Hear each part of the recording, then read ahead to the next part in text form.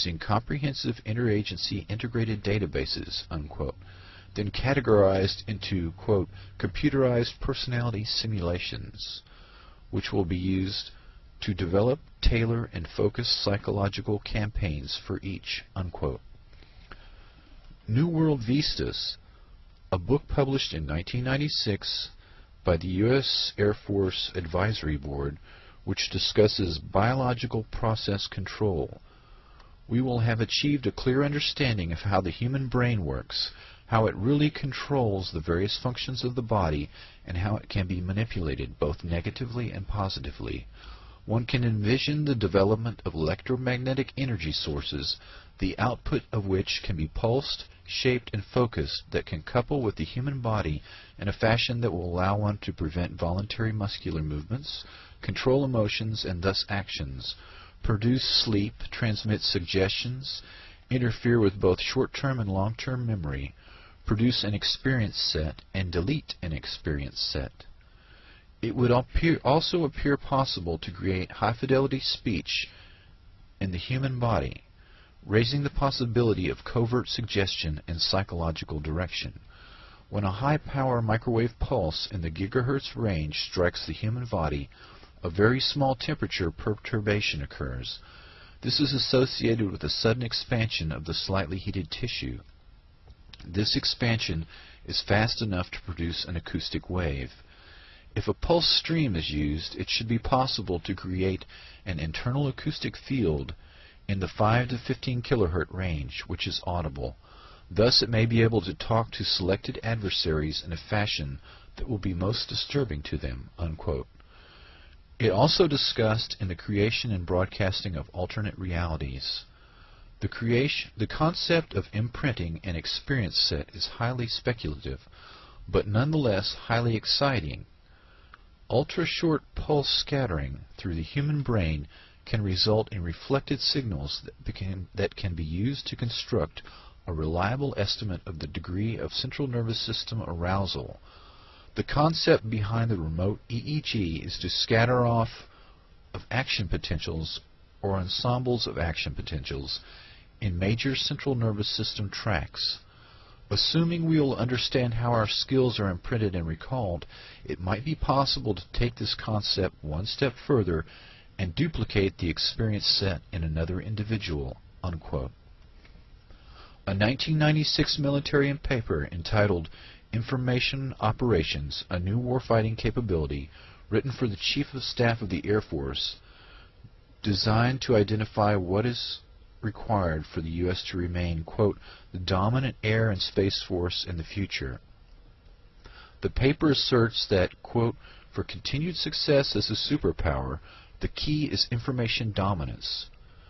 Part of this dominance will be the development of a Space Satellite Linked Information Integration Center, or IIC, which will act as a central information processing and control center. The IIC will monitor people who have been implanted with, quote, microscopic brain chip. The brain chip performs two functions.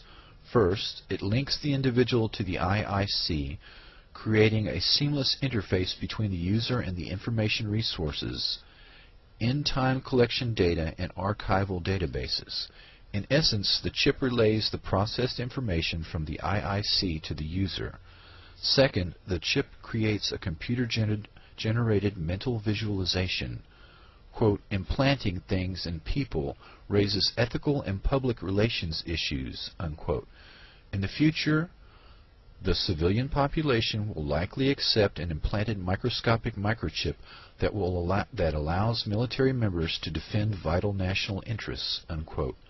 The paper goes on to note that the California Institute of Technology has developed an energy-efficient computer chip which emulates the analog thinking of the human brain.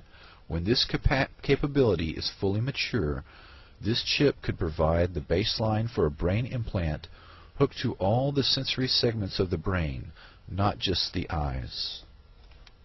Over the coming year, the FCC will roll out a new system called PLAN, or Personal Localized Alerting Network. And it will appear first, I'm happy to say, in New York City and Washington, D.C., where it will be operational by the end of this calendar year.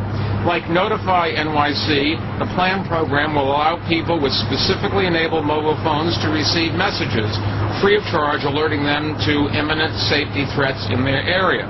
If people need to take action, the system can transmit instructions clearly, accurately, and in a timely manner, which is something that could save countless lives. PLAN will allow local, state, federal authorities to get messages in times of emergency to people on their mobile devices. It'll allow them to do it on a localized basis, and it will provide a fast lane for emergency alerts so that even if there's network congestion, these vital alerts get through. We like to really focus on this is that we need to adapt to what the public is using, not make them fit traditional systems, but understand that the systems need to be working together, that there should not be multiple systems operating independent, but a system that allows a warning to go out across multiple systems. Today we are laying the foundation for the next generation alert and warning system for the American public.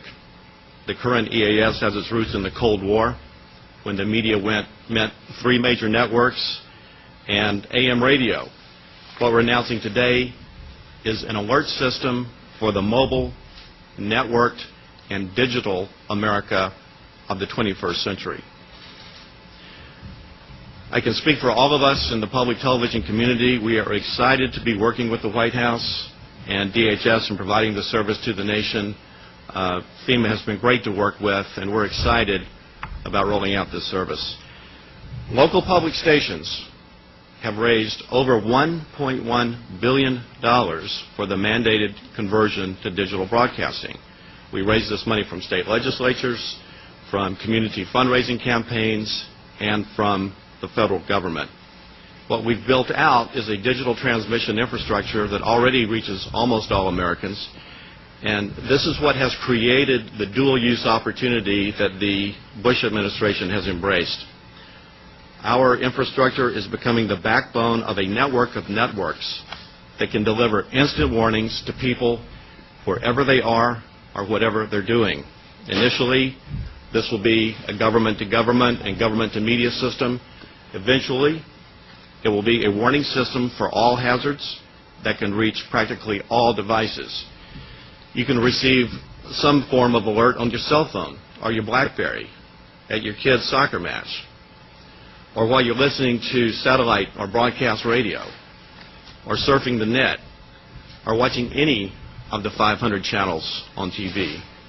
You'll be able to receive some form of emergency message almost simultaneously. A key point that you have to understand about this technology: DTV, digital television, is really a very powerful wireless data distribution system. WETA and other stations use it to send high-definition television. They use it to send multiple standard definition programming streams in place of the one analog channel we have on our analog broadcasting. And on top of this, we can send data packets. We call it data casting. The system, because it's broadcast, is completely bottleneck-free. It's totally scalable. It avoids the congestion we saw here and in New York on 9/11 with phone calls and cell phone calls. It can reach 1 million receivers just as easily as it can one receiver. No matter what you're doing, watching Sesame Street with your kids, surfing the internet, moving around outside, we can get this signal to millions of devices without fear of bottlenecks or congestion. Here's the other key point about digital EAS, and it speaks to the interoperability that the White House has embraced. In the pilot project, these packets, these data files, these messages that originated from DHS were sent out over the air by WETA. They were received by other networks, cell phone companies, pager companies, other broadcasters, cable companies, and retransmitted simultaneously. Once it's all packets, you can do that. You can move this content around seamlessly. Testing that concept was one of the key goals of the DEAS project, and we established here in the National Capital Region proof of performance of that concept work. We had numerous partners in the test in the commercial television and radio industries, cable.